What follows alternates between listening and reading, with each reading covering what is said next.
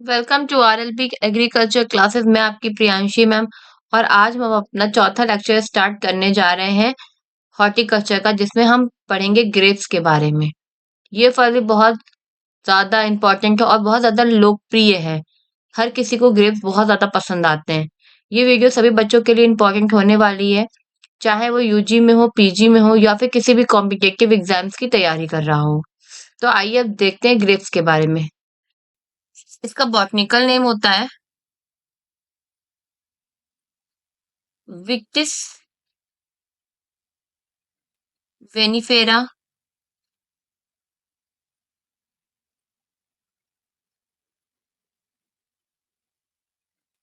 इसका origin place है Asia minor.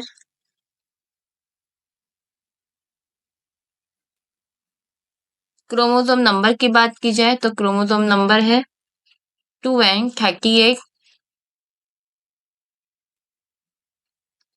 इसमें जो पॉलिनेशन होता है वो क्रॉस पॉलिनेशन होता है। ये एक क्रॉस पॉलिनेटेड क्रॉप है। और हम अंगूरों की स्टेगिया अंगूरों की खेती को हम अलग अलग नाम से जानते हैं। स्टेगी ऑफ वाइन और cultivation of grapes is known as viticulture.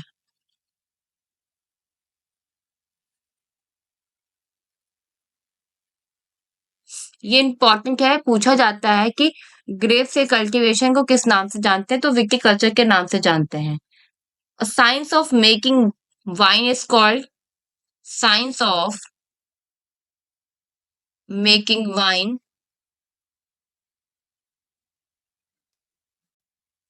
इंकनोलॉजी।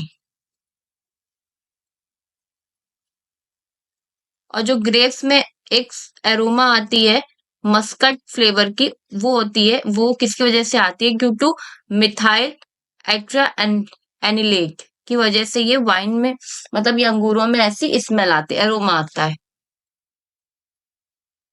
Aroma muscat flavour in grapes due to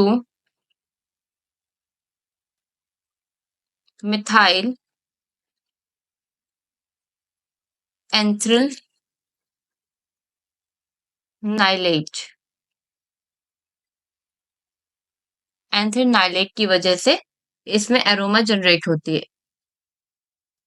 इसके ऊपर जो इसके ग्रेप्स के जो ये देख रहे हैं आप, ये इनकी इनको बेरीज कहा जाता है। इनके ऊपर एक जो कवरिंग होती है, वैक्स की लेयरिंग टाइप आपको दिखती है, चिकना फिसलता है जब आपको छूते हैं, उसको हम कुटिन कहते हैं। Skin of berry is covered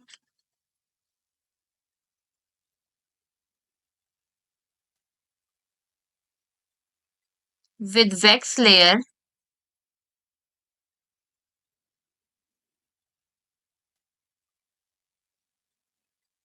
which is called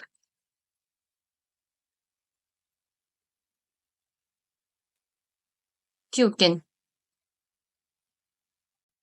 It is subtropical fruit. ये एक subtropical fruit होता है।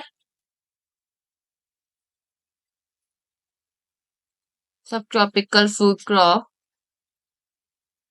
but adapted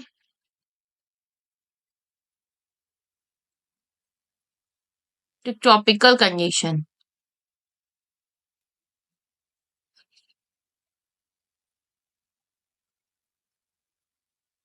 ग्रेप से ज्यादातर कैट्रिक एसिड का एक्सट्रैक्ट को कमर्शियली यूज किया जाता है।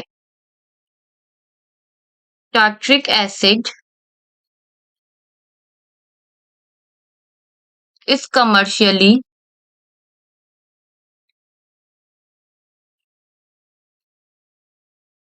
extracted from grapes.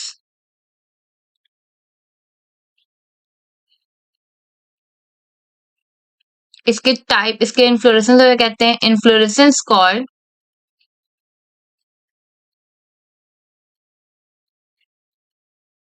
Panicle.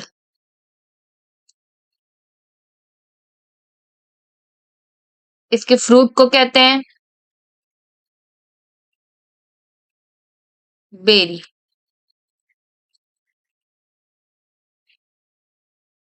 Type of parthenocarpy.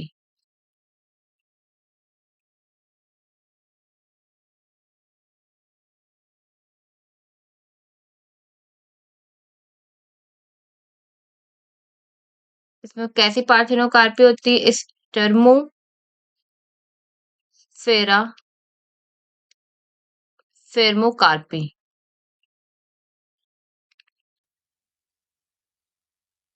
Edible portion को कहते हैं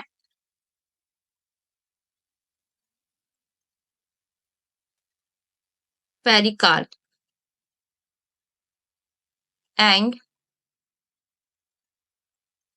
प्रेजेंटा। आयरन की कमी अंगूरों में देखने को मिलती है जब ग्रेप्स की खेती ब्लैक सॉइल में की जाती है, तो उस समय उसमें आयरन की कमी हो जाती है। और इसमें जो मेजर न्यूट्रिएंट की डिफिशियंसी होती है जो पूरे वर्ल्ड में देखी गई है, वो है मैग्नीशियम की। Major nutrient deficiency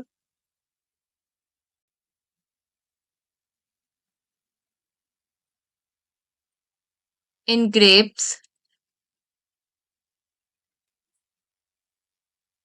growing area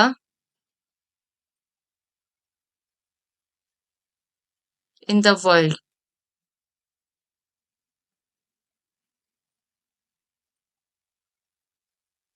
mg। अब हम देख लेते हैं इसकी सॉइल के बारे में। Sandy to clay soil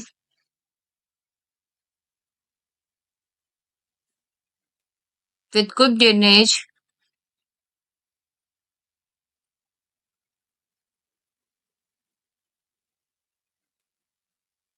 and irrigation facility।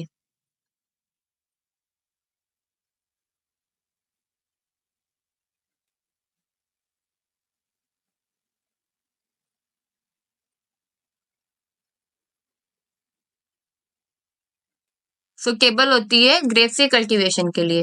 इसका पीएच होना चाहिए 6.5 से 7.5। ये क्वेश्चन एएफओ में पूछा जा चुका है 2018 में कि ग्रेप्स का पीएच सॉइल का क्या होता है, तो 6.5 से 7.5।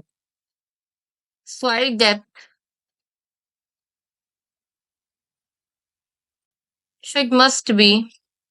Should be almost 1 metre. Temperature की बात की जाए तो टेम्परेचर थोड़ा वेरी करता है, 15 से 35 degree Celsius is ideal for shoot growth.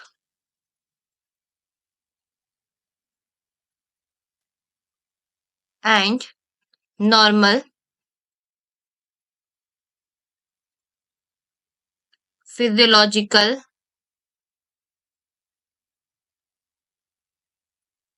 Process.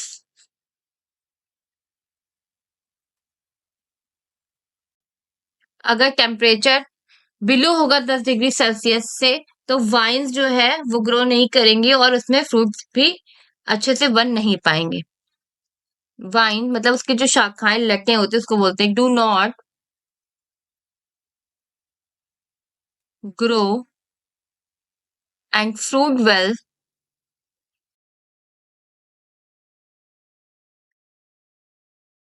when the temperature fall below 10 degree Celsius. Flowering के लिए सुटेबल टेम्परेचर होगा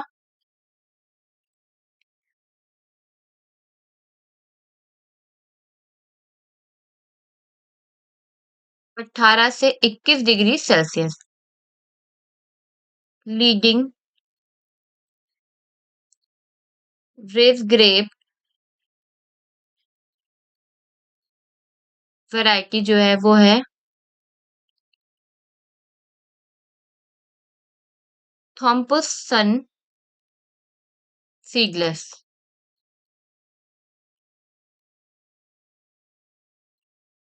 अब हम देख लेते हैं इसके प्रोपोगेशन और फ्रूट स्टॉक के बारे में। अगर कमर्शियली प्रोपोगेशन की बात की जाए, कमर्शियल लेवल पे कमर्शियली प्रोपोगेशन जो होगा वो होगा हार्डवुड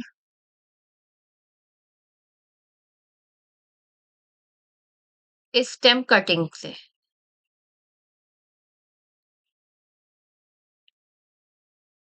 फाइलोक्सर सेरा रेजिस्टेंट रूट स्टॉक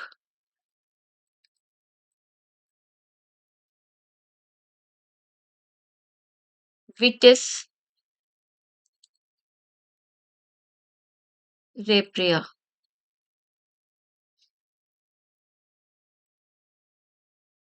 विटिस रुपिस्ट्रस। ये दो कुछ रेजिस्टिंग वैरायटी हैं। निमेटोड रेजिस्टिंग के लिए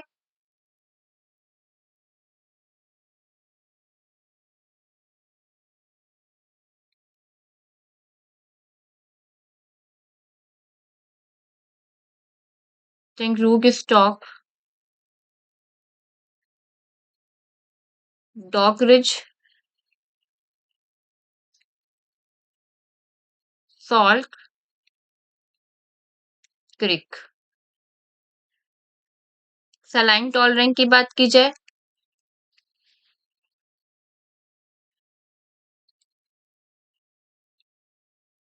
सोलेनिस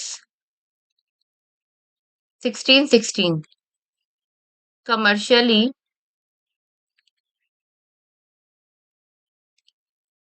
used growth regulator for cutting IBA @2000 in 10 seconds by quick deep method। इसके हम लोग बात करते हैं इसके प्लांटिंग टाइम की। टाइम इसका नॉर्थ इंडिया में फरवरी से मार्च। कटिंग का टाइम होगा October. Best grafting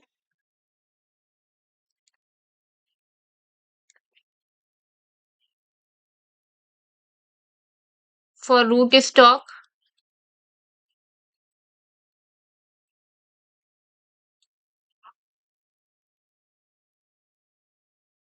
wages grafting. North India में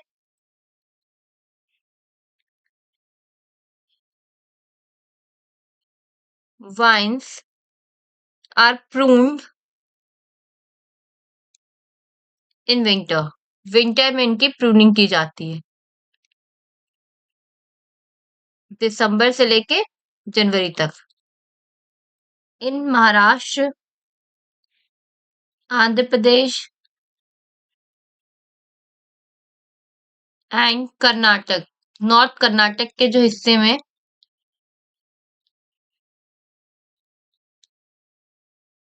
वाइन्स आर प्रून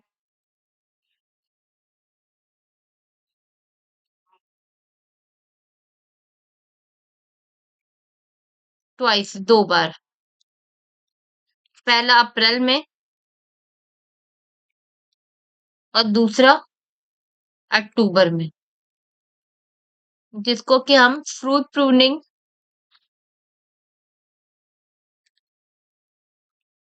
और फॉरवर्ड प्रूनिंग के नाम से जानते हैं।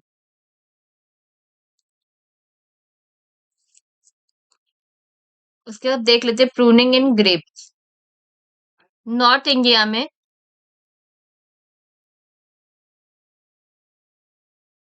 सिंगल प्रून्ड सिंगल प्रूनिंग की जाती है ग्रेप्स में ऑनसेट ऑफ स्प्रिंग और लेट विंटर,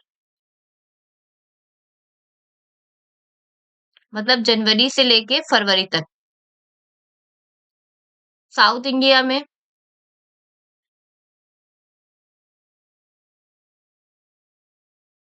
डबल प्रूनिंग होती है।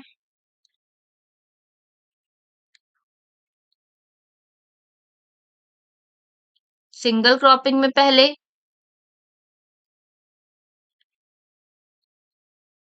ज्यादा फॉलो की जाती है सिंगल क्रॉपिंग वाली डबल प्रूनिंग, जो कि आपकी महाराष्ट्र,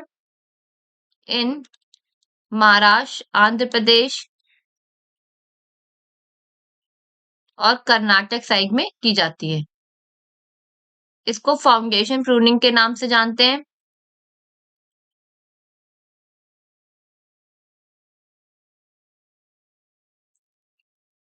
ये अप्रैल में होती है, इसको हम ब्लैक प्रूनिंग भी कहते हैं। फिर साउथ इंडिया की बात की जाए, यहाँ पे डबल प्रूनिंग होगी। पहले वाले में सिंगल क्रॉपिंग में थी, इसमें डबल क्रॉपिंग में।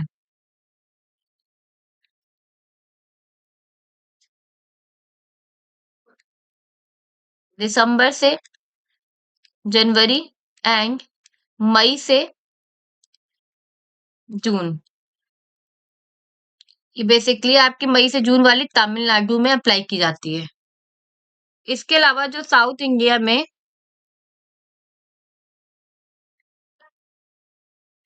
डबल प्रूनिंग जब होती थी, तो सिंगल क्रॉप के लिए मैंने बताया कि फाउंडेशन प्रूनिंग के नाम से जानते हैं, जो कि समर में होती है और अप्रैल में ऊपर अभी हम लोगों ने पढ़ा। वही यहाँ पे फॉरवर्ड प्रूनिंग भी एक होती है, जिसको हम फ्रूट प्रूनिंग के नाम से जानते हैं।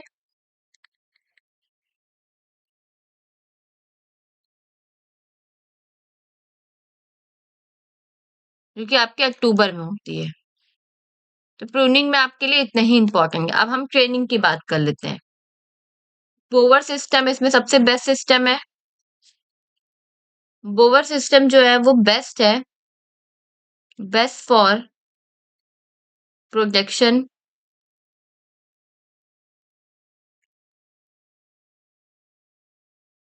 Of potential yield.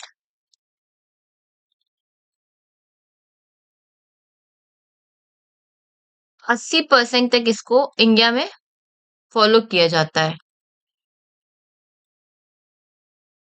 और इसको कमर्शियल कल्टीवेशन के लिए भी सबसे ज्यादा इस्तेमाल किया जाता है, और खासकर इसमें जब विग्रस वैरायटी होती है उसमें। इसके बाद है इसी में निफिन, जिसको कि हम ऑल्सो कॉल्ड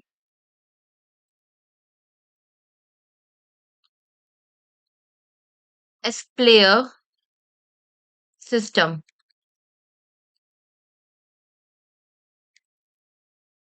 स्प्लेयर सिस्टम के नाम से जानते हैं।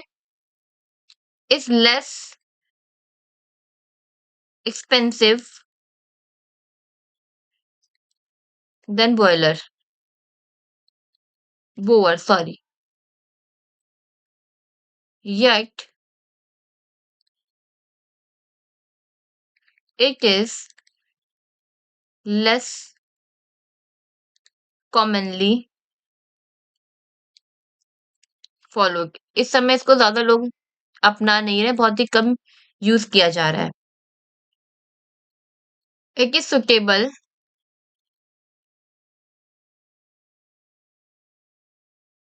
for training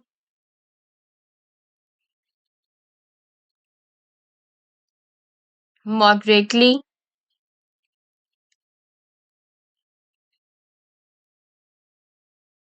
vigorous varieties,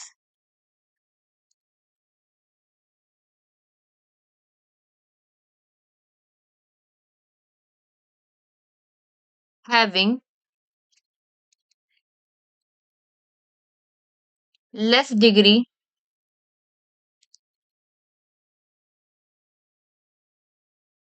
of apical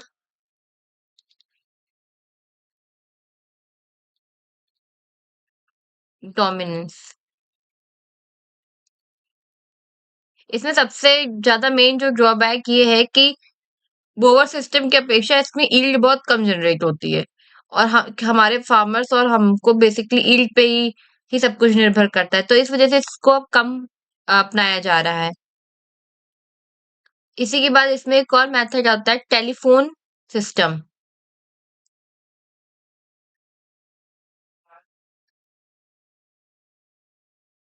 जिसको कि हम T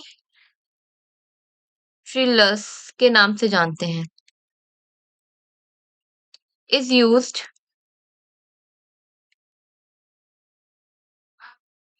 in this system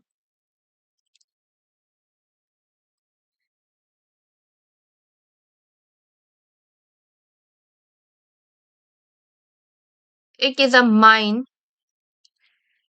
it is a mini discontinuous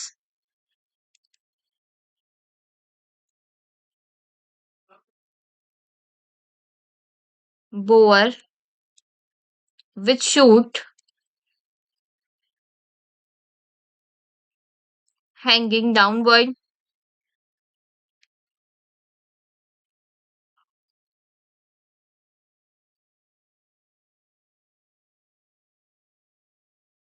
with three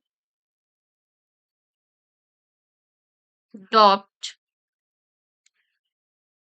wires। इसमें क्या होता है कि तीन साइड से उसको सपोर्ट दिया जाता है और जैसे टेलीफोन के वायर्स होते हैं और टेलीफोन हैंग होता है तो वो जो टेलीफोन होता है वो आपका वायर से कनेक्ट रहता है, उसके बाद ही आप बात करके उसको उसके वापस बेस में रख देते हो, पर उसका वायर से सेटअप होता है। तो सेम इसमें भी यही करते हैं कि जो उसकी शूट्स होते हैं उसको हैंगिंग डाउनवर्ड ना करे, इसीलिए इसको तीनों साइड से हम बांध के इकट्ठा कर देते हैं। ये बिल्कुल जब आप देखोगे तो टी शेप सपोर्ट इसमें आपको नजर आएगा, टेलीफोन पोल और वायर के जैसा आपको ये नजर आता है। ये हमारे नेफ्रिक सिस्टम की अपेक्षा ज्यादा एक्सपेंसिव है और विग्रस वेराइटीज में सुटेबल रहता है। ये क्वेश्चन आपके एएफओ के एग्जाम में पूछा गया था कि ये किस में किया जाता है, टेलीफोन सिस्टम से प्रूनिंग किस में की जाती है। Wire and T shaped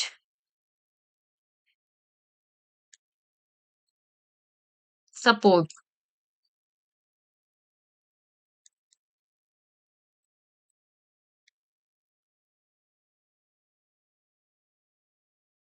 The trails look like a telephone pole and wire.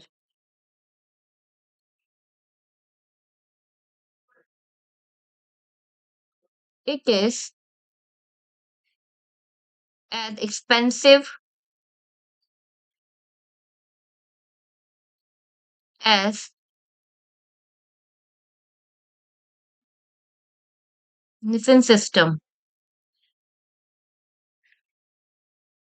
and is suitable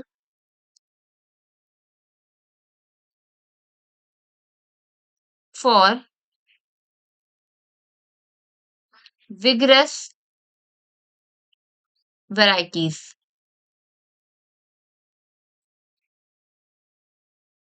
and more apical dominance।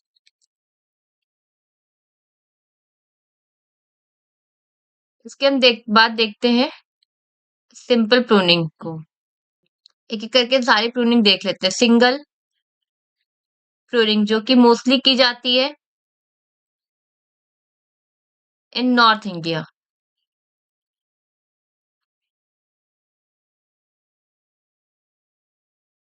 कब होगी? जनवरी में और से लेके फरवरी तक। इसके बाद इसी में है डबल प्रूनिंग। ये होती है मोस्टली इन महाराष्ट्र। इसको कहते हैं ऑल्सो कॉल्ड बैक प्रूनिंग।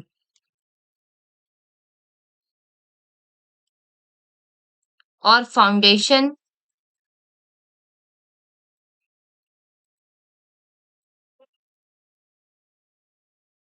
और समर। इसके बाद एक प्रूनिंग होती है जिसको फॉरवर्ड प्रूनिंग कहते हैं।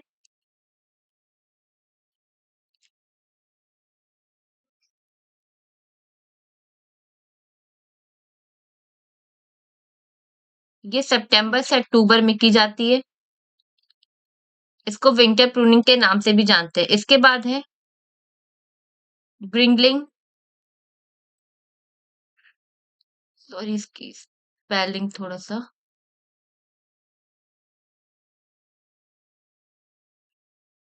ब्रिंगलिंग।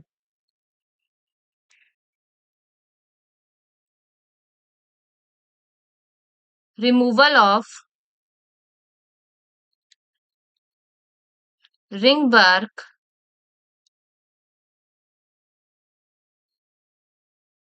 from the trunk। ये क्यों करते हैं? इससे क्या होता है कि जो फल का सेट होना वो सुनिश्चित होता है और फ्रूट में साइज आता है। ये भी आपका दिसंबर से जनवरी में किया जाता है। इसके बाद टीएसएस है। ये अलग अलग में इसका टीएसएस है टोटल सॉल्युबल सॉलिड। इसको हम ब्रिक्स में नापते हैं। जैसे प्रोसेसिंग ग्रेप्स होते हैं। प्रोसेसिंग ग्रेप्स का अगर ब्रिक्स रेशियो मतलब टीएस की बात की जाए तो कितना होगा? 15 ब्रिक्स 15 डिग्री ब्रिक्स। इसके बाद है जिसमें हम किशमिश बनाने के लिए इस्तेमाल करते हैं।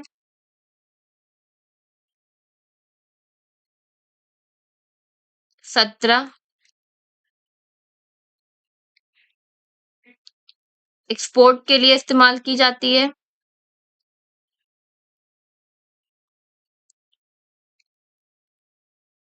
More than 18।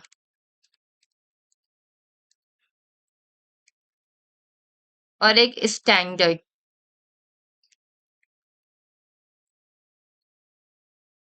20 से 23 डिग्री ब्रिक्स।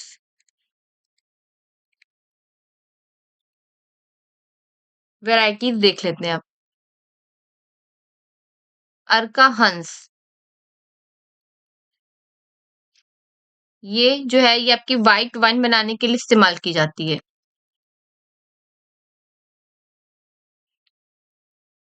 ये क्रॉस की गई थी बेंगलोर ब्लू से और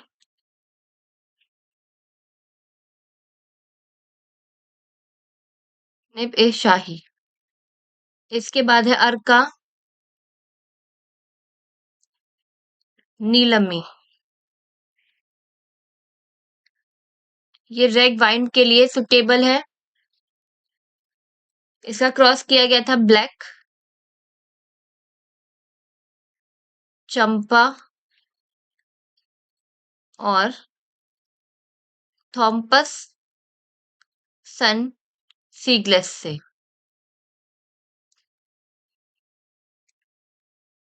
कुछ और इंपॉर्टेंट वैरायटीज है।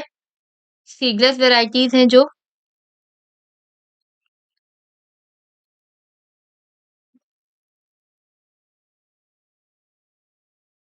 क्रिम्सन सीगलेस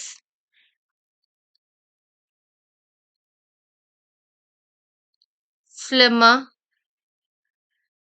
सब में सीगलेस लगेगा, ऐसा लिख दे रहे हैं। थॉम्पसन,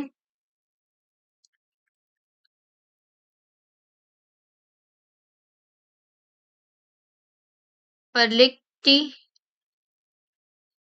अर्का, वटी, अर्का,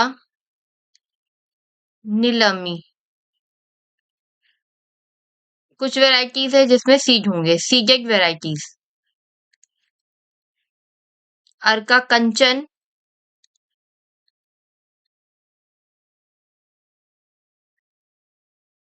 अर्का श्याम, मस्कट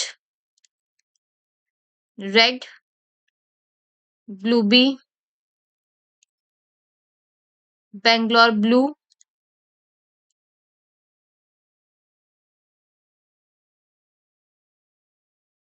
कुछ वेराइटीज है जो IARI से रिलीज हुई थी। पूषा, उर्वशी, पूषा, नवरंग, पूसा, त्रिशर, पूषा आदिति।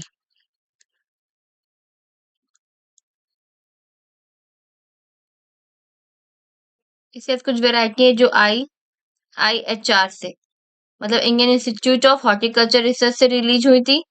इसमें है अर्का श्वेता,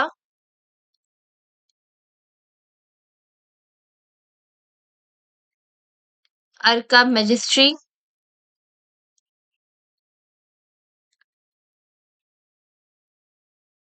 अर्का चित्रा,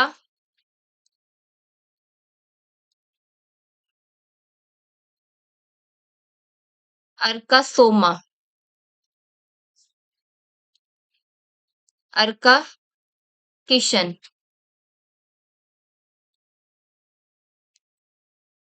इसके बाद कुछ स्पेशल पर्पस के लिए वैरायटी का इस्तेमाल होता है, उनमें देख लेते हैं।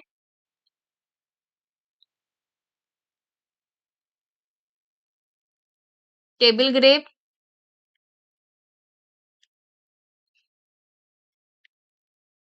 जिसकी variety Bangalore blue, beauty seedless,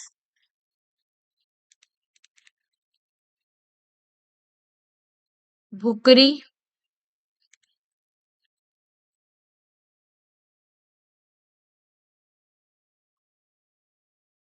परलेची,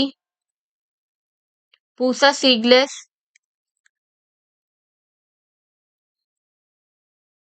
and Thomson seedless. इसी के बाद इसमें किसमिस के लिए है रेसिन ग्रेप्स,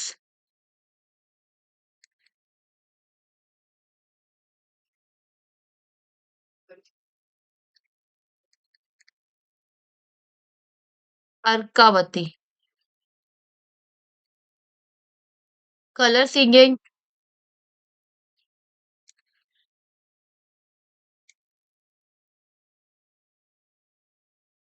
बेंगलोर ब्लू,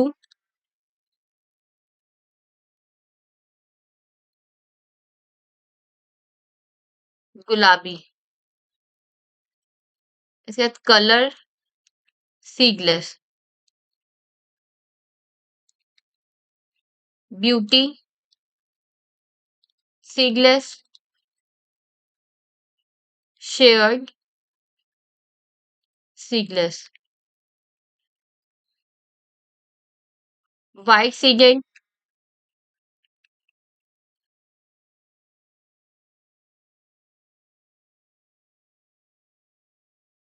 दिलकुश,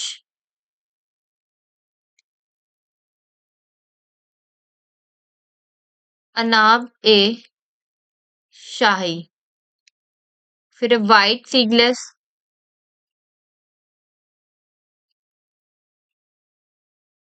पूषा सीडलेस,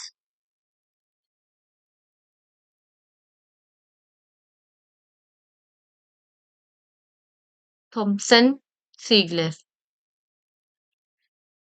इसके अब इसकी हार्वेस्टिंग देख लेते हैं। ये रेडी कब होता है हार्वेस्टिंग के लिए?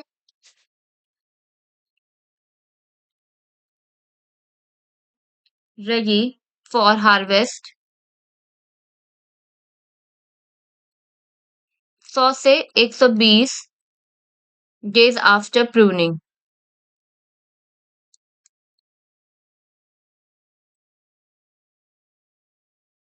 हार्वेस्टिंग स्टेज की बात की जाए तो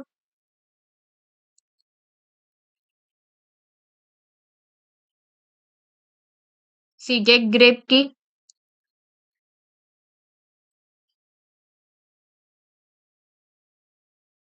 seeds become dark brown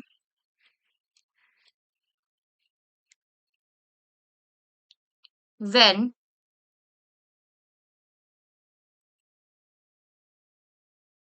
they become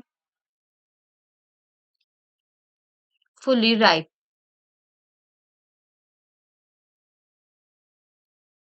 Seedless variety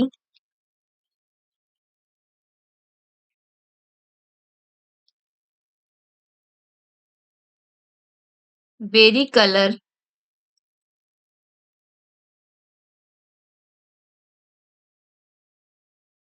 develop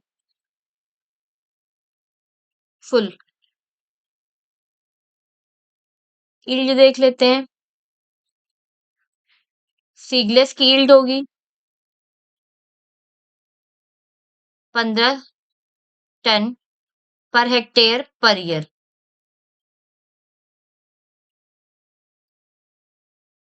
Muscat की 30 ton per hectare per year. Anab e Shahi and Arka hybrid 20 tonne per hectare per year.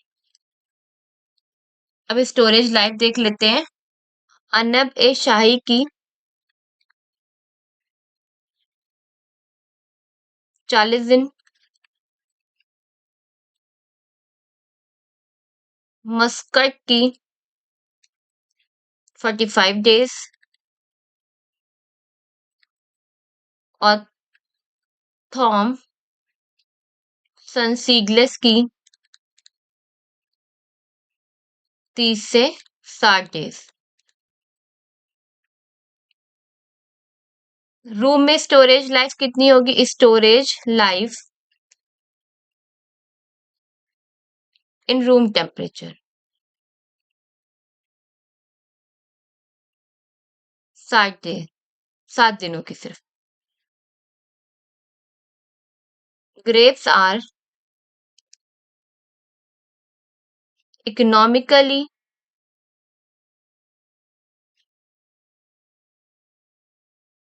B store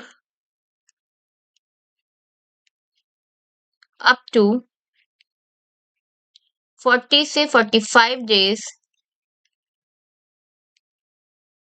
in cold storage.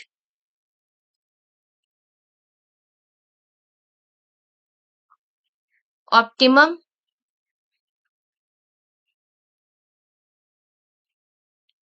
Storage temperature is